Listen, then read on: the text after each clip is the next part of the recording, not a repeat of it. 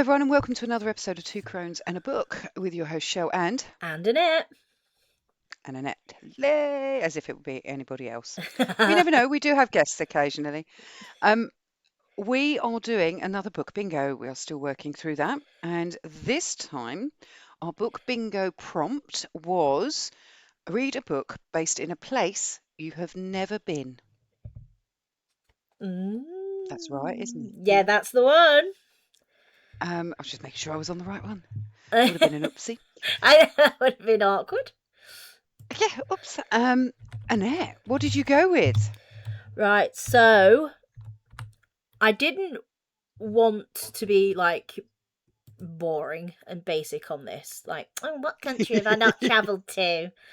You know. Yeah.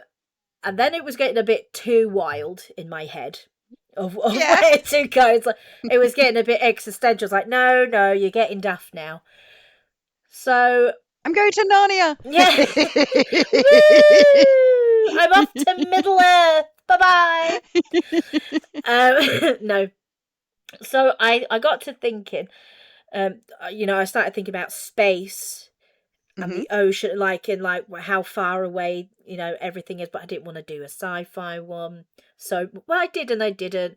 It's like, well, I thought to myself, well, where's the most remote place? Where's the place that pretty much on this planet nobody's been to? Okay, yeah.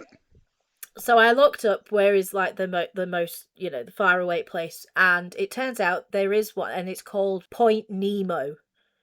Okay. So, and Point Nemo, or as I'm reading off of a quote here, Point Nemo, or the oceanic pole of inaccessibility, is the spot in the South Pacific Ocean farthest from land, located roughly 1,670 miles from the nearest coastline. And it is famously used as a spacecraft cemetery for disposing of retired satellites. The nearest humans are often astronauts on the International Space Station. Fucking hell, that's far. Yeah! It's one of them, if you didn't get stuff from the offie before you left, you're fucked, And when you picked this and you followed this theme, was you having a I hate people moment? Was we slightly overstimulated by society and people? I mean, it may have been after doing the weekend shop, Yeah, supermarket will do that to you. Yeah, on a Saturday. So I thought to myself, well, surely there's got to be a horror book about Point Nemo. Yeah. And lo and behold, there is a book, a horror sci-fi book about Point Nemo. I was over the fucking moon. And when you look at the cover of this, which, Michelle, if you want to click on that link, initially when I saw it, I thought, ooh, that looks really cool. So it looks like a forest with giant mushrooms.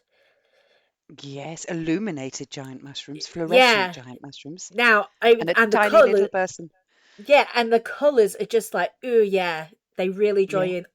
Oranges and greeny blues. It's like, oh, this looks nice. Very pretty. Yeah. So yeah, okay, it's like location perfect, imagery perfect. So let me give you the synopsis of this book. So this is, sorry, by the way, this is Point Nemo by Jeremy Robinson. I did the audio version, which is read by R.C. Bray. R.C. Bray, sorry. So, in the heart of the South Pacific lies Point Nemo, the most desolate and remote place on Earth. At its core is a dead zone, devoid of life, where government agencies crash their obsolete satellites and space stations, confident they won't harm a soul.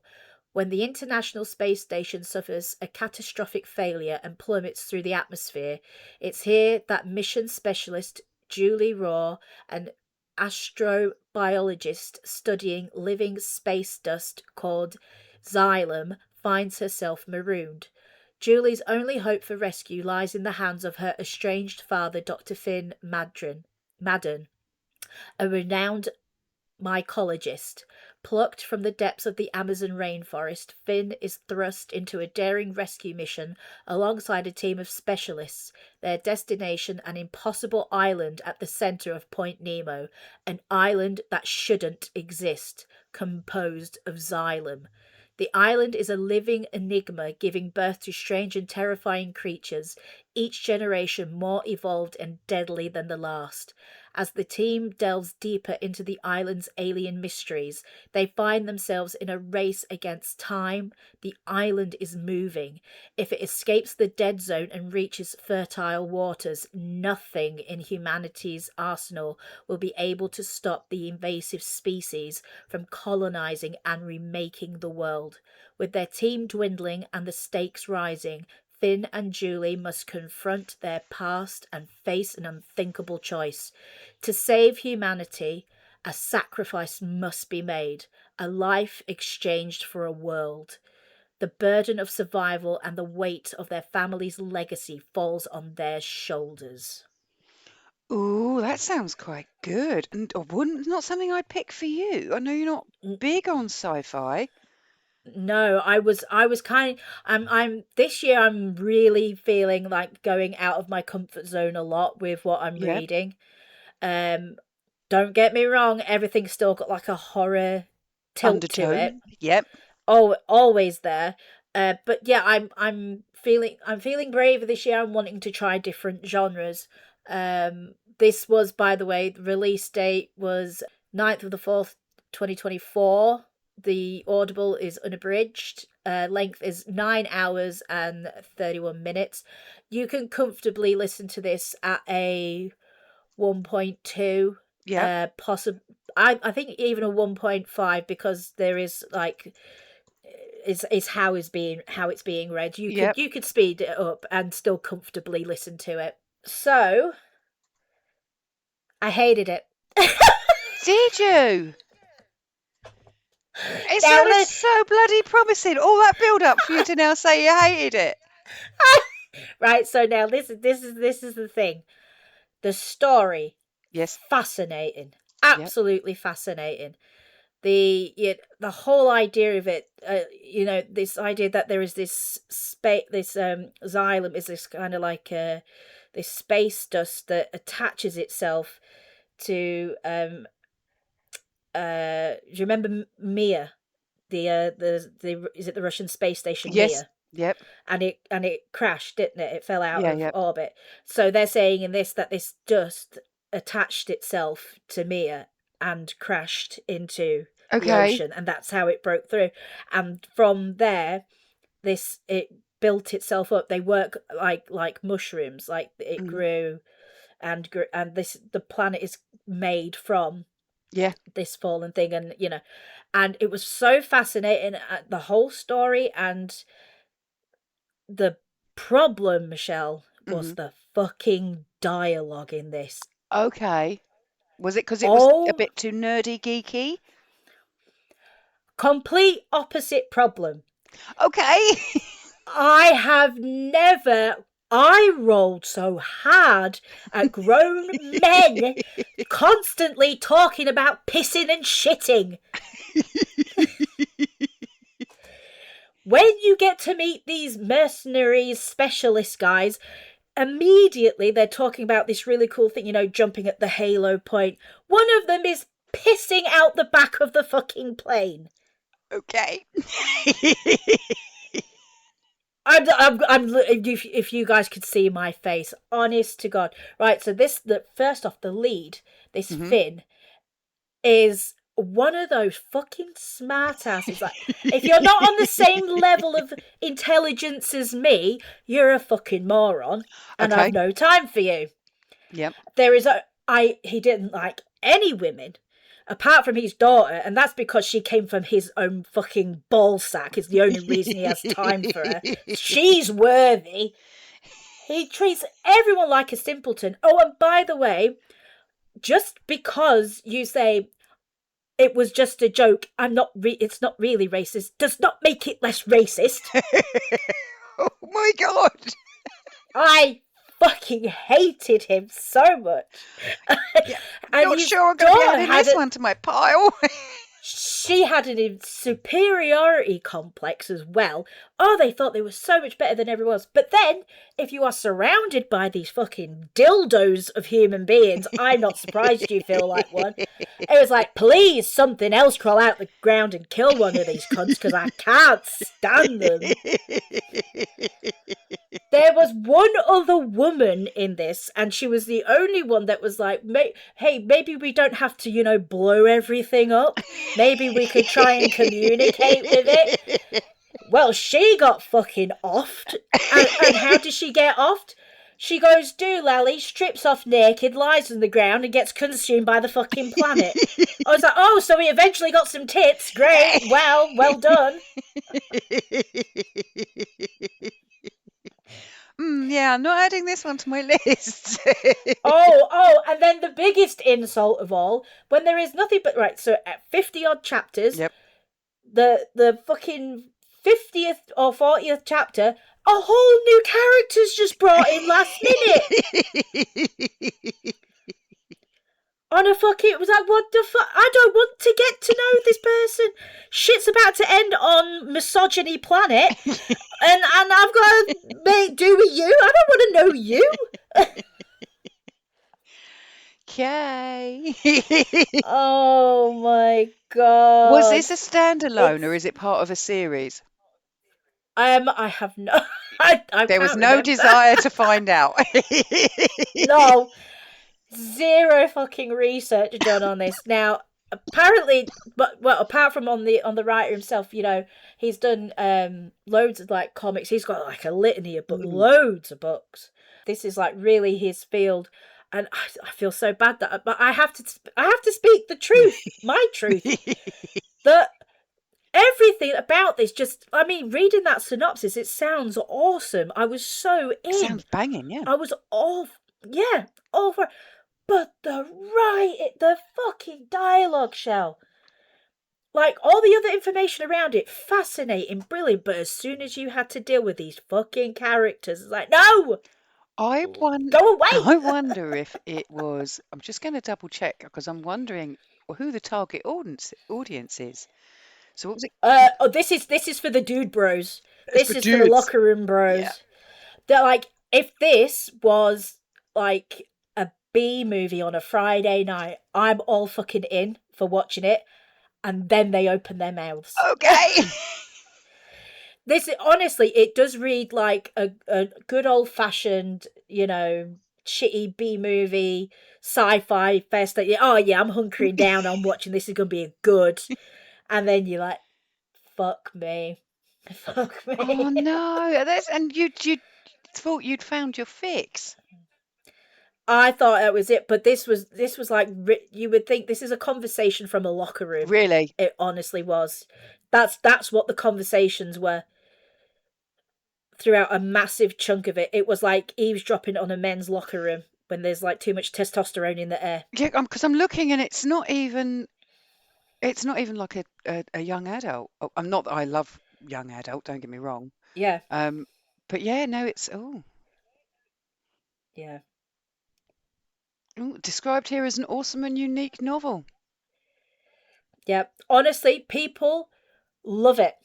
They love it. But if you do get into the reviews and you get in there, you will find the people saying it's the dialogue.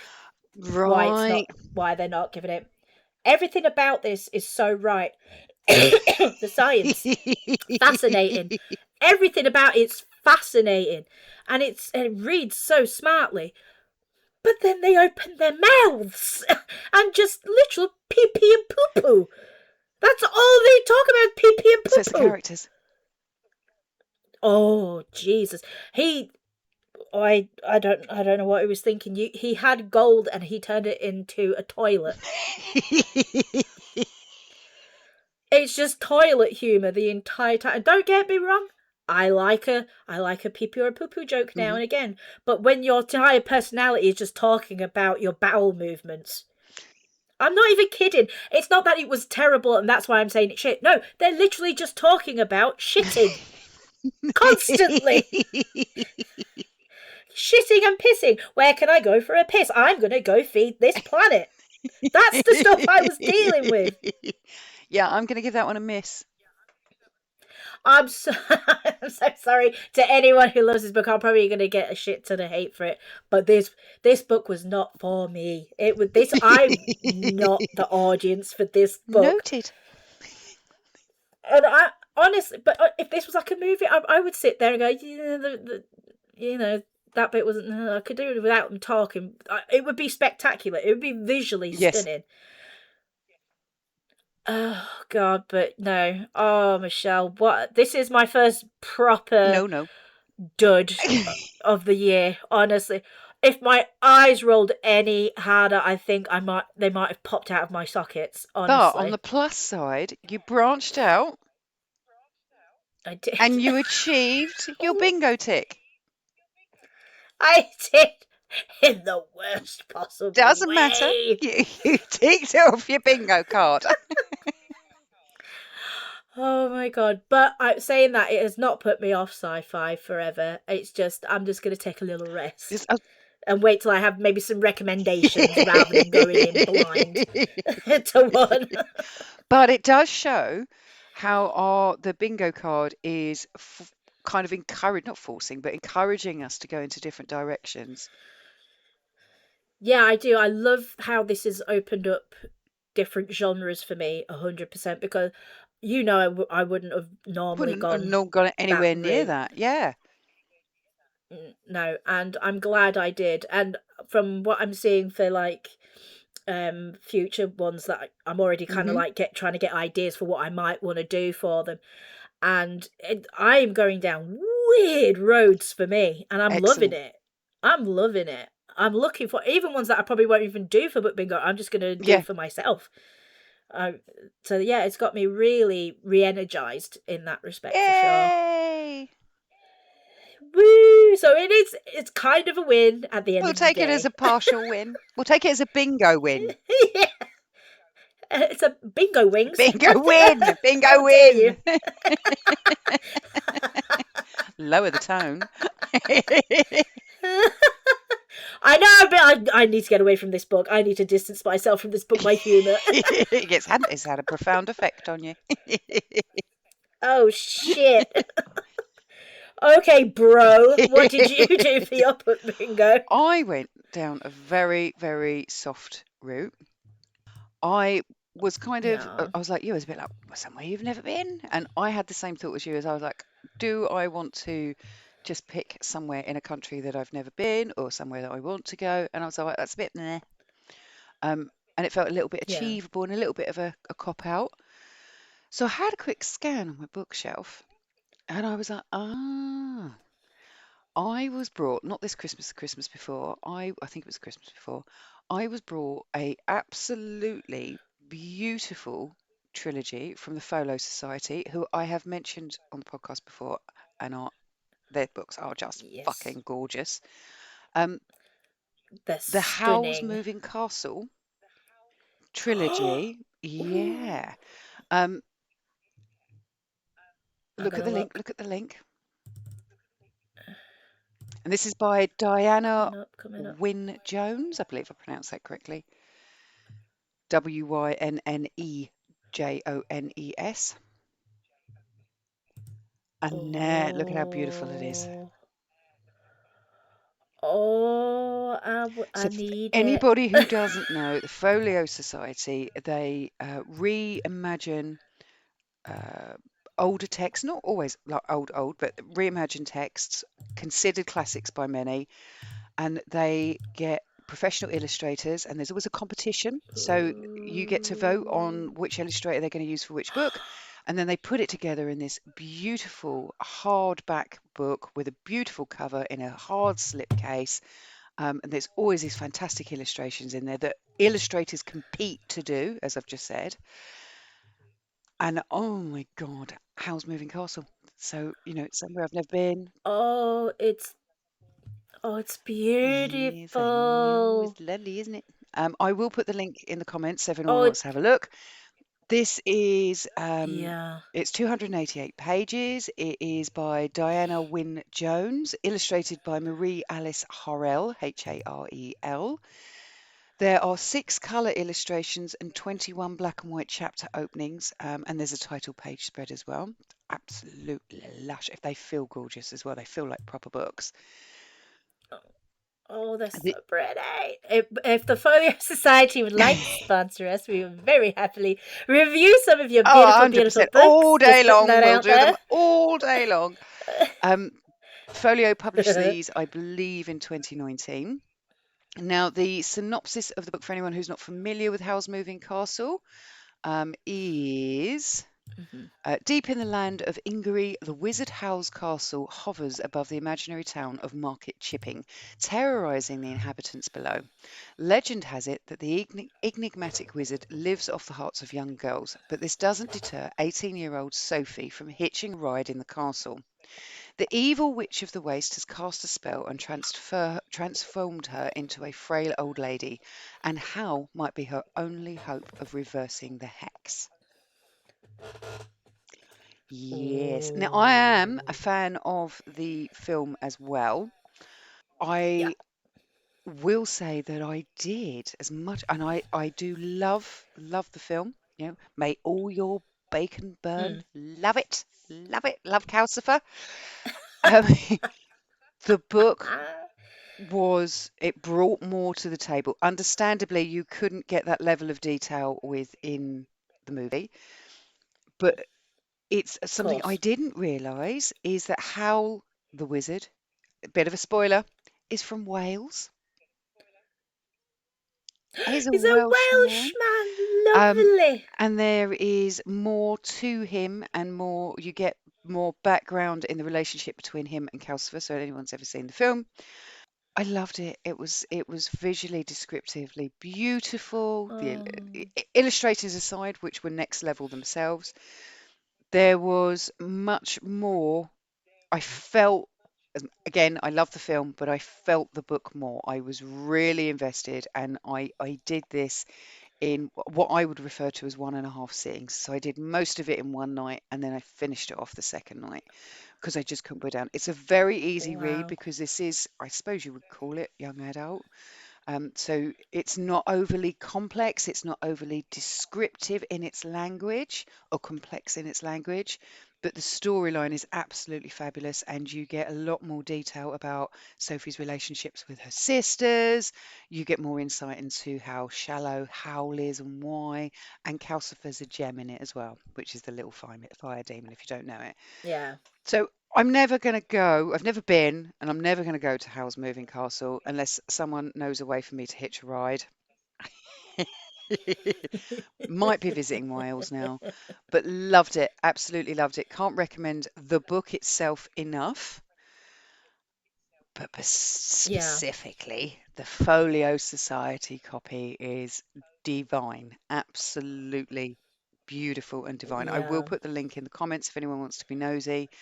Um, the Folio Society always deliver on the quality of their books. Don't get me wrong, you pay for it. You're paying for that level of quality. They Yes. do limited runs as well, so it's not something that you're going to be able to buy something from their back catalogue 3 or 4 years later down the line. You know, they do rotate and change what they're producing, so Yeah. you've got that as an added element. If you're into books, they do hold their value as well. If you look on places like eBay, they hold their value. But beautiful, feels lovely, and the contents of the books were next level. Love it. Going to go to Wales. Going to go to this fantasy world is on my bucket list. I'm not going to get there. We're going to work on it. Might be drug induced, but love it. Unlike Annette, I didn't have a terrible time. I was heavily invested, and I really liked it. If you could just ignore the dialogue, it'd be such a good book. you need no, you need a I palate want it. cleanser. Go Read on. Howl's Moving Castle. You need a palate cleanser now.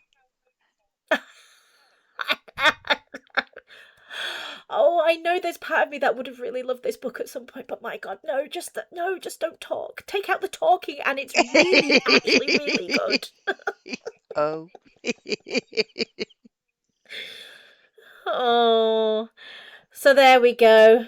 It It's has it's been a been a mixed bag. mixed bag It for this has. bingo. What's our next bingo? Right. Let's roll the dice. Rolling, rolling, rolling, and ooh, okay. So our next one's going to be a book outside of your comfort zone. Ooh. Well, I did that already. No, Does this? at the very Can I not have beginning, that for we this? established the rule specifically for you, motivated by you, that we cannot recycle any books. It has to be new. Me, me, me, me, me. Me, me, me, me, me, me, me. How are we going to take that? How are we going to approach that? I don't know. I mean, I didn't do too bad already, but no, I have to pick a new one. No, it's all part of the fun. I don't know. Comfort zone. Ooh, gosh. Because you could say your comfort zone, as in what you're comfortable in reading. Yeah, So there's certain things we're not comfortable. I don't like stuff with kids. I've mentioned that yeah. before. Or is it out of your comfort zone in the sense that a genre you wouldn't normally read? Oh, we're Ooh, going to have to give this some thought. yeah, definitely. All right, so guys, yeah, if you're following along with Book Bingo, please let us know what if you've done it, followed any of the prompts that we've had. If you're gonna do out of comfort zone, what are you gonna pick? Leave comments on Spotify under the episode. We'd love to know. But yeah, Yeah, definitely. so Shell, we Woohoo! did it! We did it! We did it! Yay! Yay! On to the next one. Okay, guys, thank you so much for listening, and we'll catch you on the next one.